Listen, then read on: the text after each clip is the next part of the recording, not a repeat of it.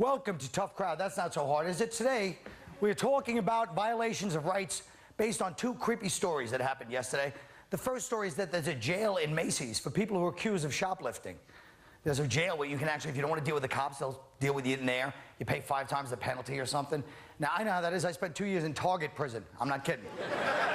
I was sentenced to Nordstrom's, but a judge said it was overcrowded. And it was, my cousin had he was in Home Depot. I'm not kidding. They make you build your own cell in that place. They had him tied up with a garden hose and to a 5-piece patio set. The hardest time I ever did, and this is not funny, they sodomized me with a totes umbrella in TJ Maxx. All right.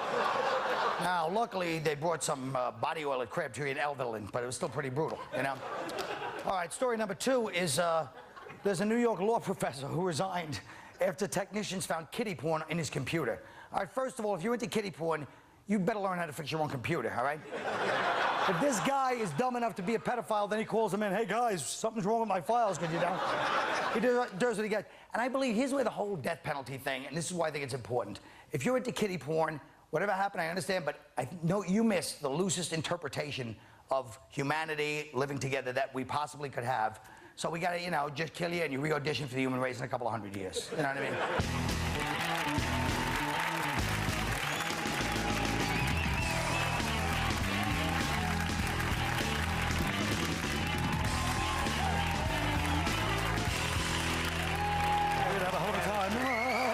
What's that? Oh boy. Does your employer have the right to monitor your computer, Dane?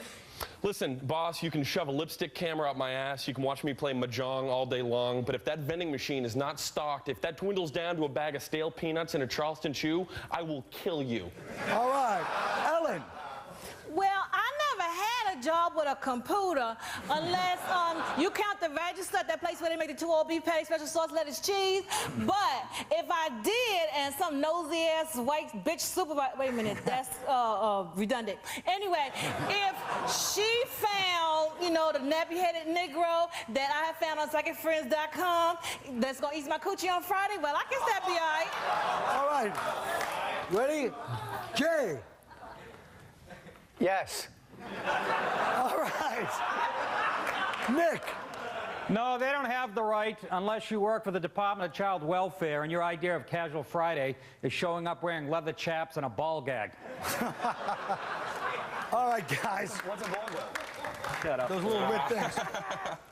I'll tell you, I'd love to have a nice game of mahjong with you guys. Yeah. What the hell was that? Mahjong. Mahjong. That and strong bad. That's like the 2 things everybody does on the. You know, I know, but I'm saying you pronounce it wrong. Mahjong. I said it right. Mahjong. Mahjong. I think we should move on. Mahjong. Mahjong. I'm sorry, I didn't know that I was saying it improperly. Mahjong. Your panic doesn't stop once you hit the stage, huh? You see backstage, it's like Hearts at Darkness. You're on in 5. All right, easy. Jay, is this an infringement on the rights of this professor? Well, I'd like to know where he got his law degree. DeVry? Jesus, this guy's a lawyer, and he's like calling technicians in, like you said, to pull up like his kiddie porn, you know. Whenever I'm around you, Colin, I start talking like you. You know, all of a sudden. Next thing you know, I think this guy should, he's going to spend the rest of his life in jail because he thinks an 18-year-old is, you know, too masculine. I think that's too lenient. I think he should spend 10 years in jail and have to watch Dane Cook's act. Holy jeez. It's not DeVry, it's DeVry. Mahjong, DeVry. All these are all foreign words. Mahjong, DeVry is a French word. Now, do you guys think privacy matters even when you're going after pedophiles? Does it still matter that these guys, they went into his computer, into his, you know, all his files? Which they probably do to everybody to find porno pictures. You would do the same thing if you were a computer tech, Well, now they have software that can track where you've gone on the internet. You don't need that to catch me. Just, you know, pull my shades down, turn on a black light. I got more DNA, you know, on my my mouse pad, you know, than a bedspread at Red Roof Inn. That's a Some lot of things work. you're not supposed to share, right? And I guess that's It was about a one of beautiful them. visual. Okay. I have no problem with people following where I surf on the web. If it's general knowledge that I'm on bangbus.com making maps of Hawaii on my own carpet, then God bless America. Bang bus. No, but Nice. Yeah. I think that he should have gotten caught because if he's a college professor, at NYU, and if he can't intimidate and get, laid the old-fashioned way by intimidating co-eds, then he should get caught. I mean, they're homesick kids, Yeah, and but they they need are too grades. old for him in a way. He likes the little kids. Oh, well, then there's a park across the street. I've been there. Right, Washington Square Park. Hey, you're coming up with answers. They're not saying Yeah, they're what good I'm ones, but saying. they're I'm not, solutions. He's already reapplied to be a teacher at a kindergarten. Oh, no. Inside Macy's. Guess what, guys? Inside Macy's, Manhattan, suspected shoplifters are led to a room every day with their bodies searched and handcuffed by security guards and asked to pay penalties without police involvement. I'm getting hard on for it, but is this fair, Ellen? Well, you know what, Colin? I'm really upset that you would ask me that question. Really? Yeah. You think that was profiling that I asked you? Yeah, a little hope bit, so. and I'm insulted that you would even think that I would, shop at Macy's, let alone steal from there. I only steal at Neiman Marcus, and when I find myself handcuffed, it's not my civil rights that I want violated. I want the Abner Louima suite, if you know what I'm talking about. Write that down, Nick. Okay, thank you very much. She's not playing games. No, I'm not. I'm not She playing. is not playing games. What about... You know Abner, don't you? yeah, I'm familiar with his work. So they have their own little... They have their own little court system at Macy's, Yeah. right? That's the issue. Which is good because our court system's already clogged, right? Right. But you want to have a trial for, some kid who boosted a George Foreman girl the night before Kwanzaa? Come on, and give him a second. He had to go. Wait a minute. Come on. Why are people assuming that the guy that stole the thing is black in that joke? Yeah. It's a white kid stealing it for a black friend. Does that That's mean- how I run it. See that? Does that mean, too, that you need to hire, like, a Macy's attorney? I mean, like the lady from Ladies Lingerie is now my legal counsel? They have a Jacobian Myers, Bailiff actually. is from Foot Locker? The referee Foot comes in Locker from... is not inside of Macy's. No, it's not. But the referee comes part in of the from mall. Foot Locker to deliberate. But I'd rather be held in... We don't have malls in New York. I'd rather be held in a pen that at one awful Macy's.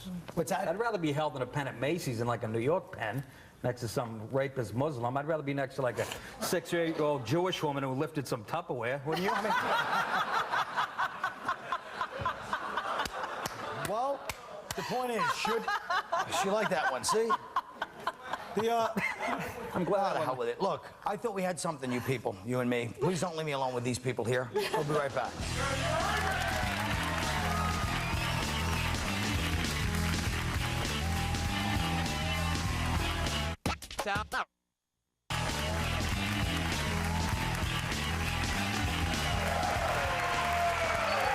Okay.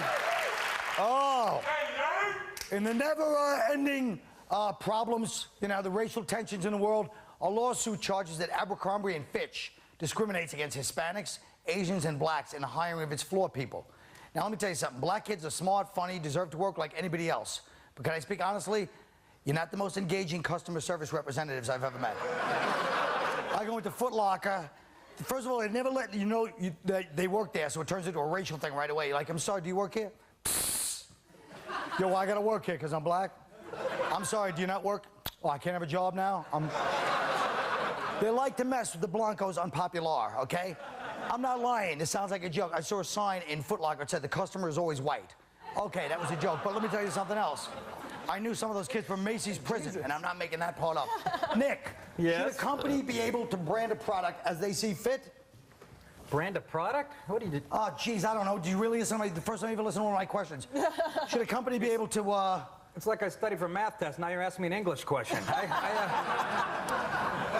Well, Abercrombie & Fitch was the big article because in Boston they have 106 whites, 3 blacks, and a Hispanic, which sounds about right to me. But I don't have a problem with the racial makeup. It's the coloreds only fitting rooms I thought was way out of line. He's got an important point, but what do you guys think? Should businesses be representational ethnically of all ethnic groups, or they all have the propriety? Absolutely not. come on. No, absolutely not. Absolutely not. And you know what? We marched. You know, we marched. And we Oh, do sang we the ever songs. know. We marched and we sang the songs, and we had the railroad with the woman that got hit in the head, right? Tubman. And it was not so that we could work at Abercrombie and Fitch folding socks, okay? So that's not like a big thing for us, okay? You know what I'm saying? And Abercrombie and Fitch is Latin for flat ass. Have you ever tried to put on those jeans? They don't fit us, okay? They're not for us, and we want you to have a space that's yours. I think you know what I'm saying? thank you. We want you to have a space that's yours. I'm just looking at the photo. I want to know what Woody Allen's wife is doing, boycotting. So, you know, they can't pronounce it. That's why they boycott. Abercrombie and Fitch. I love coming here. Look, if I They went need in a and bigger piece of cardboard. yeah, they do. They ran out of cardboard. Oh, sorry. Look, what would happen right now if I walked down to the village and applied for a job to be a floor manager at Fat Farm? They'd freestyle me out onto the sidewalk. It's true, man. Everything is It's not true. for you. You know what I'm That's saying? right. Why is It's your everything for arrogance you? that you Let have. Abercrombie We and don't Fitch- want to work there. I don't know who Apparently wrote this they- article. I think it was a slow news day. We don't I want to cannot work figure you out. Pick a side of the fence and stay on it. We're so obsessed with diversity. Every commercial, you know, when guys get together to watch football on Sunday, it's not an Eskimo on a sled, an Indian in a headdress. You know what I mean? A Chinese guy with a wok. I mean, geez, it might be 4 white guys watching the game. Can we have that commercial? Or 4 black guys, or 4, you know, Down syndrome kids? Come on. A Portland pizza chain has hired homeless people to wear signs. They're paid in pizza, soda, and a few dollars. They claim they're just trying to help the homeless. Dane, are they exploiting homeless people and robbing them of their dignity? I think that this could get a lot worse. I think what's eventually going to nothing. What's eventually going to happen is big corporations will start, you know, using these homeless guys like, you know, or like race cars or billboards. You know, they'll have like a big Pennzoil patch on their chest, and this guy, Crazy Dougie over here, he's going to be wearing a zestfully clean hat. He hasn't showered in 4 weeks. But even this homeless guy looks like, you know, he's in the damn Spin Doctors or something, you know? Okay, he was in the Spin Doctors, but look, you know what I'm saying? Can't they get a real homeless I thing? love that you said Portland. I mean, let's sum it up. The Pacific Northwest, the place that, you know, they hug trees and give needles out to heroin addicts, are the same people that are going to cure the homeless problem with a Pizzone. And the guy's wearing a weed hat. Like, we don't know where the money's going. Yeah, you're right. Of course he's hungry for pizza You're right. schnitzel. He's wearing a weed hat. Good call. Good catch. I guarantee you, after they gave him the pizza, he did ask for money anyway. All right, now this is a subject that I've been wanting to get to for a long time. Six Flags is hosting Ozfest this summer. In upstate New York, yet they're banning Marilyn Manson from performing, okay? Now, my personal opinion is Ozzy got him booted off the tour because his kids were probably like, yeah, Marilyn Manson stinks, you know, Dad, you're corny. You know, so he got rid of him. But they're saying it's because of his music as opposed to Ozzy. So this is causing some controversy. Anybody have an opinion on Six Flags? They don't want Marilyn Manson at Six Flags. They don't want the kids throwing up before they go on the roller coaster. I don't get that at all. I don't either, but they laugh. So. Look, the bottom line is this. Isn't it all over when these guys are playing at Six Flags anyway? Isn't it dangerous going? That's the big point, right? Look, Marilyn Manson should headline the tour because he was inside Rose McGowan. Yeah, well, that's not. I agree with that. They said they don't want. How'd he pull that one? They don't want him there because he has plastic breasts and eye contacts. I guess I'm not bringing my wife to Six Flags. As the wives of Henry VIII tried to say, we'll be right back. I don't get that one either.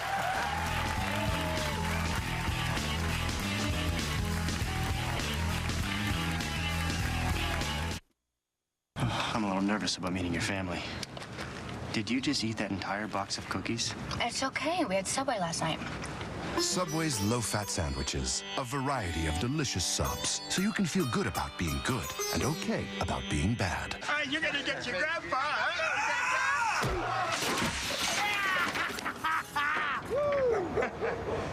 It's okay, I had Subway.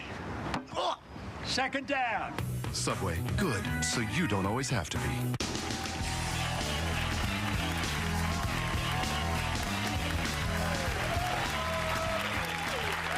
Oh, boy. Well, with the new round of Bush tax cuts, one phrase that keeps getting thrown around is class warfare. Sure, America has different classes, but the way people are today, it's tough to tell where you fit in. One of the great things about living in India, which I've never done, is it has a caste system. over there, you're put in a class from birth. Some of you are Brahmins, some of you are Sundras. It's easy to know where you stand. That's why tonight I present the American caste system. All right, finally, we're going to sort this thing out. I've narrowed it down to 5 castes that cover everyone in this country based on the value assigned to them by society. We're going to go from the highest to the lowest. Now, the very top caste are the comped. They're called the comped. All right? Not only are these people rich and famous, they're so high up they never have to pay for anything. They're always comped. All the details of their lives are taken care of by the people who constantly fawn over them, the personal assistants, the publicists, the nannies, the weird group of friends from high school that never left. People in this cast include J-Lo, Ashton Kutcher, and Donald Trump. These people are so high up, they actually wouldn't come on my show. It's hard to believe. That's the big time. The next cast are the Tuesday nighters, okay? They can get into the same hot clubs and restaurants as the cast above them, but they have to go on Tuesday night instead of Saturday or Friday night. Now, in between art openings and weekend retreats, these people live in constant fear that someone will mistake them for being in a lower caste. It's this fear that keeps BMW dealerships and stores like the Sharper Image in business. Other people in this cast are like most lawyers and the vast majority of hot girls under 30. 2/3 of the country is in this next cast, the Wall Martians. These are the majority. These are people who have spent some part of their week in a Walmart. Loud families, blue-collar single guys, and people who work in office parks are all in this cast. If you've celebrated at least one birthday along with the waitstaff at Applebee's, you probably belong here. All right. Under these people are the ghosts. These seem like regular people until you realize that society puts no importance on them at all. They could just disappear and no one would know. And here you got old people in nursing homes, small-time farmers, the weird uncle who lives in the spare room in your parents' house, and overweight single women who find inspiration in books like Chicken Soup for the Soul. All right.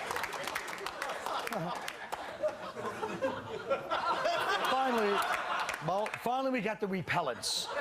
Unlike the ghosts, these people are seen but actively avoided because most of us don't want to remind ourselves that life is awful and depressing and these people have a tough life. Here you got the homeless, illegal Mexican slaughterhouse workers, telemarketers, and my boy Corey Feldman. Now, so there's the American caste system, right? Now, what's different about our system from India's is you're never stuck in your caste. In 10 years, J-Lo could make a few more of those awful movies. She could end up here with the Wall Martians. Whew. Meanwhile, this guy could develop a heroin problem, end up over here with the repellents. And this guy could win the lottery, you know, and end up on top. You know, him and like, 40 guys. But, hold up the thing in the paper. But, let's hope this is what it's all about, folks. You know what I'm saying? So, you know what I mean, baby. Come on. Spring break 89, me, him, Kenny, No, I didn't mean like that, folks. Jesus. I was saying I knew him. I'm sick and tired of my rep. God bless America. We'll be right back.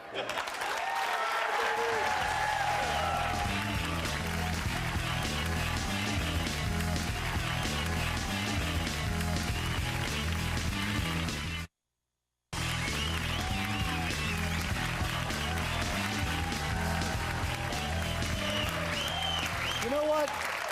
In today's hard-hit economy, many businesses are starting to employ the homeless, despite the risk that the homeless might take away jobs that rightly belong to the crazy. What program or initiative would you suggest to help ease the homeless problem? Jay Mohr. Look, first of all, the worst thing that happened to homeless people is you can, make a living at it. You know, you can just maintain. I see the same homeless people today I saw when I was 16. I used to visit Manhattan. It's the same people. They're out there. From now on, if you're homeless, there's only be 2 options. You either get your life together or you die, okay? But I have a great idea for the homeless. Homeless Olympics. And if we had... Hold, release. If we had a homeless Olympics, the U.S. would send over the freaking dream team, okay? We could have a whole decathlon. We could have events like, the shopping cart push, the take a dump in your pants. You could have the nap, and my personal favorite, how many winter coats can you fit on your back in the summertime?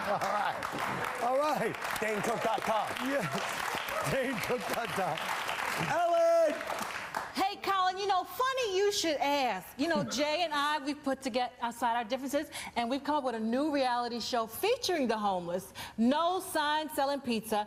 They're just going to be wearing targets Charlton Heston is hosting, and we're using them to train the military, and they're all going to get flown to White Sands Missile Target Range outside of sunny Las Cruces, New Mexico, and we're going to call it Last Homeless Person Standing. And the winner gets an exclusive talent contract with the Home Shopping Network and a featured role on Yo MTV Cribs.